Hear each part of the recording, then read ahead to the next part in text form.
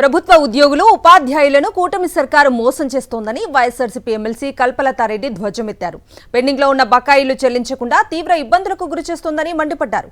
YS Jagan హయాంలోనే ప్రభుత్వ ఉద్యోగులకు మేలు జరిగిందని, ప్రస్తుత ప్రభుత్వంలో సకాలంలో జీతాలు అందక అవస్థలు పడుతున్నారని కల్పలతారెడ్డి విమర్శలు గుప్పించారు. కూటమి ప్రభుత్వం అధికారంలోకి రావడానికి కీలక పాత్ర పోషించింది ఉపాధ్యాయులు, ఉద్యోగస్తులు, అలాగే పెన్షనర్స్. ప్రభుత్వం వారికి ఉద్యోగస్తులు కానీ ప్రభుత్వ ఉద్యోగస్తులు అందరికీ కూడా నిట్ట నిలువున ఈరోజు ఈ ప్రభుత్వం మోసం చేసిందని చెప్పుకోవచ్చు. పెండింగ్ లో ఉన్న బకాయిలన్నీ కూడా చెల్లిస్తారని ఉద్యోగస్తులందరూ కూడా ఎంతో ఆశగా ఎదురు చూశారు.